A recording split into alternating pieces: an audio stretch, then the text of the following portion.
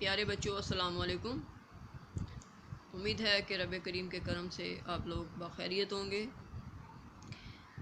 آج کے کام کا آغاز ہم اپنی نظم نمبر 1 حمد سے کریں گے۔ اپنے بنیادی کام کی طرف بڑھنے سے پہلے ہم اس سے متعلق تھوڑا جان لیتے ہیں۔ ہماری پہلی نظم حمد کے جو شاعر ہیں وہ حفیظ جلندری ہیں۔ ان کا تعارف پڑھنا ہمارے لیے ضروری ہے، تو ان کے تعارف کو سب سے پہلے پڑھتے ہیں۔ حفیظ جلندری مشہور شاعر ہیں اور ہمارے قومی ترانے کے تخلیق کار بھی یہی ہیں۔ ان کا اصل نام محمد حفیظ اور تخلص حفیظ، تخلص جس کے بارے میں اچھی طرح سے آپ جانتے ہیں کہ اشعار میں اپنی شاعری میں استعمال کیا جانے والا وہ مختصر شاعروں کا نام جو ہے، جو وہ اپنی شاعری میں استعمال کرتے ہیں، اس کو تخلص کہتے ہیں۔ یہ جلندر میں پیدا ہوئے، ابتدائی تعلیم بھی وہیں سے حاصل کی۔ گھریلو حالات چونکہ سازگار نہ رہے اس لیے یہ تعلیم ادھوری رہ گئی۔ شعر و شاعری کا فطری ذوق رکھتے تھے، قدرتی طور پر ان کے اندر شعر و شاعری کا ذوق جو ہے وہ تھا، اس لیے شعر و شاعری کی طرف ان کا بنیادی طور پر بہت رجحان رہا۔ چنانچہ بچپن ہی میں شعر کہنے لگے۔ مولانا غلام قادر گرامی کی شاگردی اختیار کی، مختلف ادبی رسائل میں لکھتے رہے۔ مشاعروں نے انہیں شہرت دی، مختلف سرکاری محکموں سے وابستہ رہے اور 1947 میں پاکستان آ گئے۔ 1982 میں لاہور میں انہوں نے وفات پائی اور مزار اقبال، ان کا مزار جو ہے وہ اقبال پارک میں مینار پاکستان کے قریب واقع ہے۔ زبان کی صفائی، سادگی، سوز و گداز اور موسیقیت ان کے کلام کی نمایاں خوبیاں ہیں۔ پاکستان کا قومی ترانہ ان کی ایک باعث فخر تخلیق ہے۔ انہوں نے دیگر بہت سی قومی نظمیں بھی لکھی۔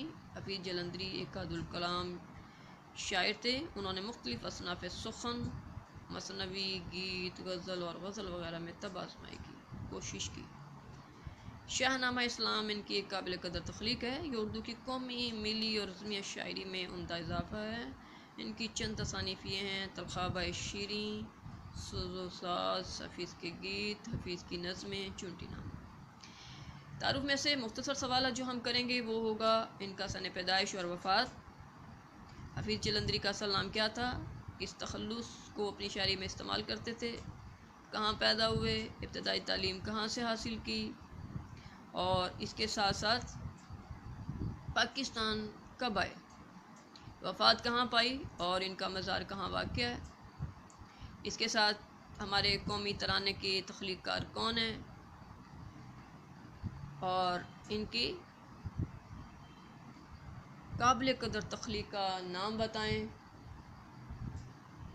اور مشہور تصانیف کے نام، یہ ہم اس کے مختصر سوالات میں کریں گے۔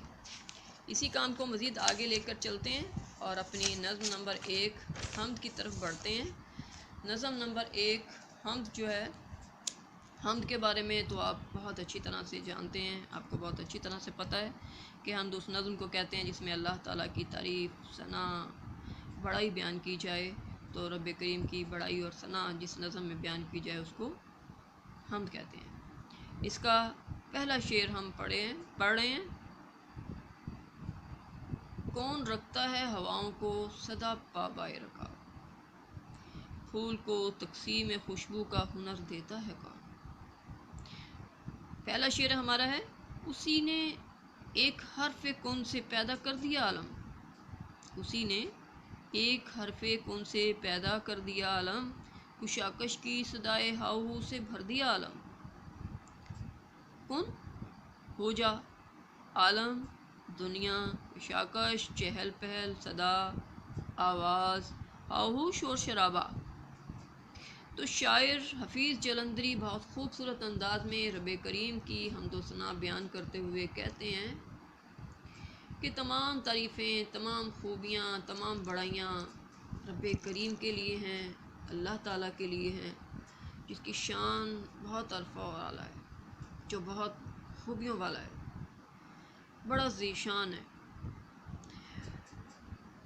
جلیل القدر ہے، اس کی قدرت کا یہ عالم ہے کہ جب وہ کسی بھی چیز کو پیدا کرنے کا ارادہ کرتا ہے تو گویا کہ کہتا ہے کن فیکون، کہتا ہے ہو جا تو پس وہ ہو جاتی ہے۔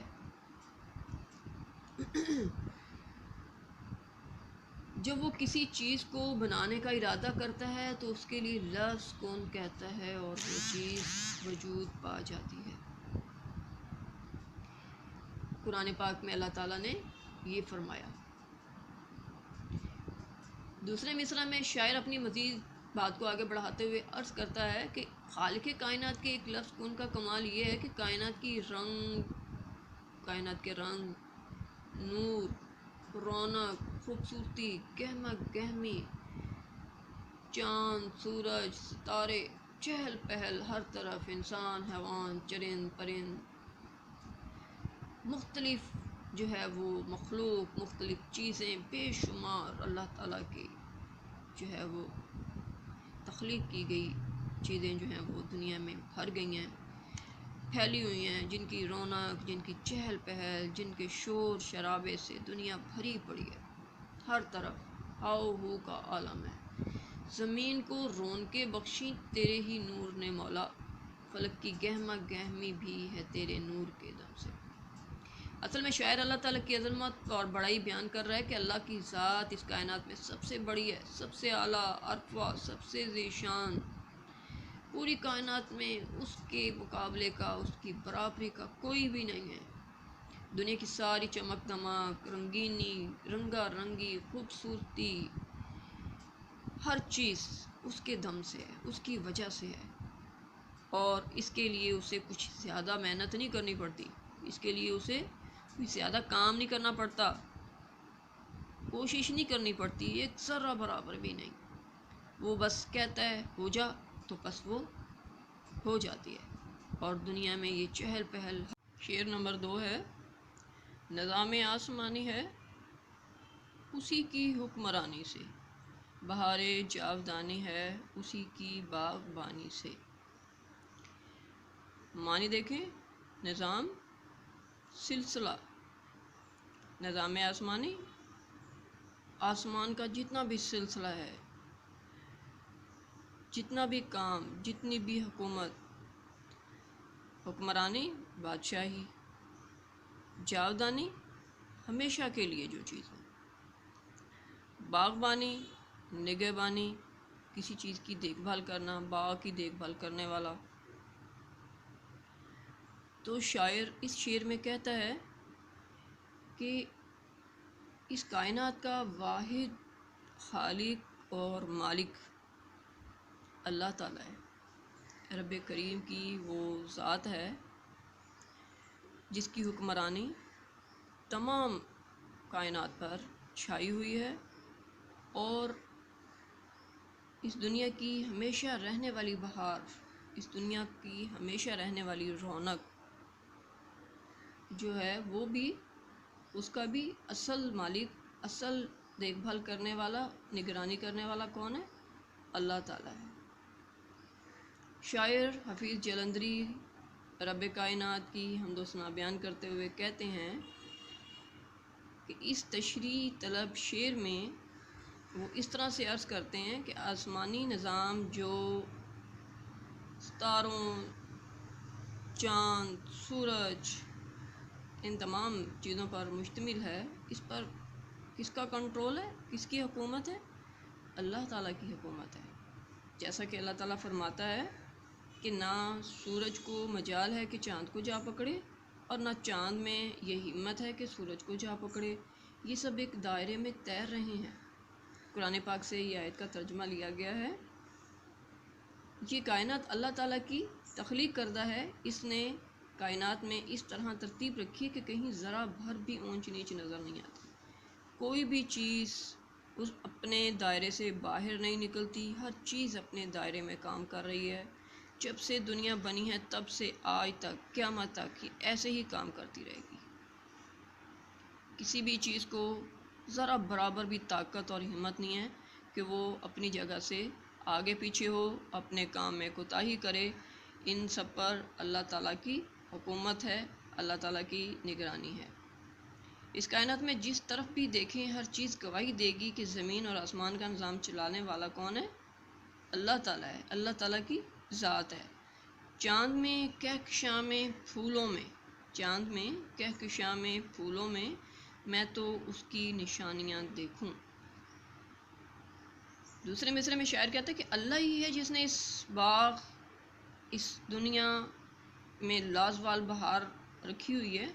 اس باغ کا نگہبان، اس کا نگران، اس کی دیکھ بھال کرنے والا صرف اللہ تعالیٰ ہے۔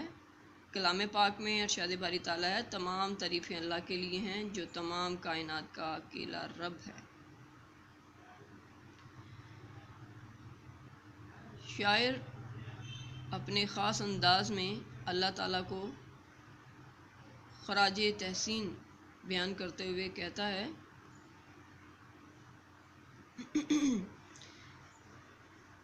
حمدیہ انداز میں، رنگ تیرا چمن میں بو تیری، خوب دیکھا تو باغباں تو ہے۔ اس شعر میں سراسر شاعر صرف اللہ تعالیٰ کی وحدانیت، اس کی حکومت، اس کی قدرت کا ذکر کرتا ہے۔ وہ بتاتا ہے کہ اس کے علاوہ اور کوئی ایسی ذات نہیں ہے، اس کے علاوہ ایسی کوئی ہستی نہیں ہے جو یہ کام کر سکے۔ یہ کام صرف اللہ تعالیٰ کے لائق ہے، صرف وہی یہ کر سکتا ہے۔ تمام نظام آسمانی، زمین پر رنگینی، چہل پہل اور جو رونقیں ہیں وہ تمام اسی کی وجہ سے ہیں اور یہ اسی کو زیب دیتا ہے۔ شعر نمبر 3 ہے، زمیں پر جلوہ آراں ہے مظاہر اس کی قدرت کے، بچھائے ہیں اسی داتا نے دسترخوان نعمت کے۔ جلوہ آرا ظاہر ہونا، سامنے آنا، مظاہر نظارے، داتا حقیقی دینے والا، دسترخوان وہ کپڑا جو بچھا کر جس پر کھانا کھایا جاتا ہے۔ اللہ تعالیٰ کی مراد اس سے وہ تمام نعمتیں ہیں جو اس نے ہمیں بخشیں، جن کو ہم کھاتے ہیں، جن کو ہم استعمال کرتے ہیں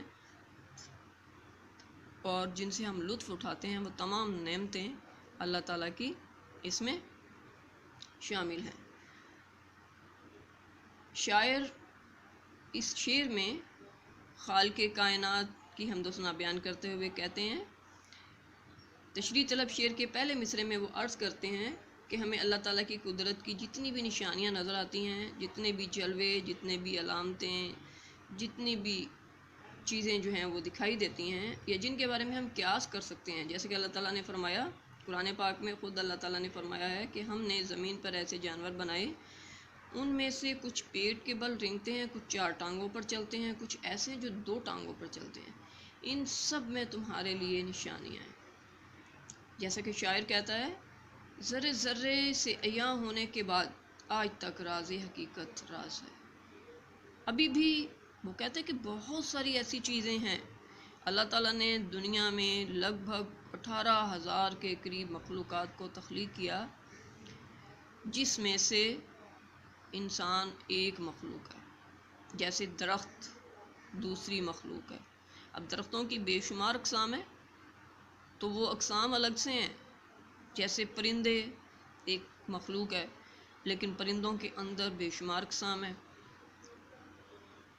تو بے شمار مخلوقات جو ہے وہ دنیا پہ پھیلی پڑی ہیں، اور اس کا شاید 1% بھی ہم نے ابھی تک نہیں دیکھا۔ ہم نے جو چیزیں دیکھی ہیں وہ تو کسی شمار و قطار میں ہی نہیں ہیں۔ ایسی بے شمار چیزیں ہیں جن کے بارے میں ہمیں علم نہیں ہے، جن کو ہم نے دیکھا نہیں ہے، گمان ہمارا وہاں تک نہیں جا سکتا۔ تو یہ ساری چیزیں اللہ تعالیٰ کی پیدا کردہ ہیں۔ دوسرے مصرعے میں شاعر کہتا ہے کہ جو اس کائنات کا حقیقی داتا ہے، اس نے پوری کرۂ ارض کے انسان کے لیے دسترخوان بنا دیا ہے۔ اسی زمین پر پھل پیدا ہوتے ہیں، سبزیاں اگتی ہیں، اسی زمین پر بیٹھ کر وہ اللہ کی نعمتوں سے لطف اندوز ہوتا ہے۔ جو اللہ تعالیٰ جو راضی کے حقیقی ہے، اس کے فرمان کی عملی صورت بن کر شکر ادا کرتا نظر آتا ہے۔ اللہ تعالیٰ فرماتا ہے، پاکیزہ چیزوں میں سے کھاؤ پیو اور اس کا شکر ادا کرو، اللہ تعالی ہمیں اپنا شکر گزار بندہ بنائے، اپنے شکر گزار اور عبادت گزار بندوں میں شامل کرے۔ آج کے کام کا اختتام یہاں تک کرتے ہیں۔ اللہ آپ سب کا حامی و ناصر ہو۔ والسلام۔